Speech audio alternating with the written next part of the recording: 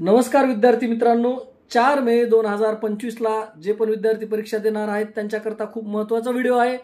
आपल्याला या व्हिडिओमध्ये पंचसूत्री कार्यक्रम शेवटच्या 20 दिवसात कसा राबवायचा तो सांगणार आहे, ज्यामुळे तुमचा परीक्षेतला कॉन्फिडन्स आणि 50 ते 100 मार्क नक्कीच वाढणार आहेत।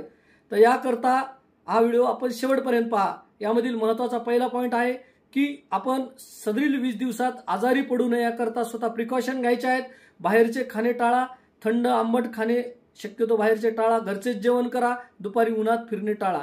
दुसरा पॉइंट आहे रात्री 6 तास झोप घ्या आणि दुपारी 1 ते 6 च्या दरम्यान नाश्ता जेवण करू नका।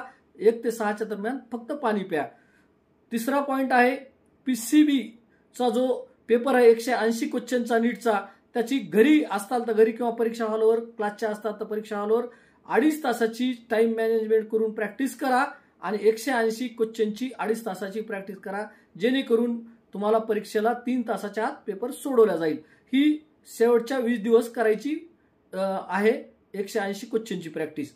त्याचबरोबर आपण पीसीबी फिजिक्स, केमिस्ट्री, बायोलॉजी या तिन्ही विषयाला 5-5 दिवस द्यायचे आहेत राहिलेल्या वेळात, आणि फिजिक्सला 5 दिवस, केमिस्ट्रीला 5 दिवस, बायोलॉजीला 5 दिवस। जे परफेक्ट चॅप्टर आहे ते परफेक्ट करून रिव्हिजन देऊन परफेक्ट करा आणि त्यातील एरर आणि मागील 11वी 12वीला काढलेलं एरर किंवा रिपीटर असताल तर मागील 1 वर्षातलं एरर परीक्षेतलं, हे सर्व एररला आपण या 15 दिवस फिजिक्स, केमिस्ट्री, बायोलॉजीला प्रॅक्टिसला रिव्हिजन दिल्यानंतर 3 दिवस परत या एररला रिव्हिजन द्यायची आहे। हा चौथा पॉइंट आहे।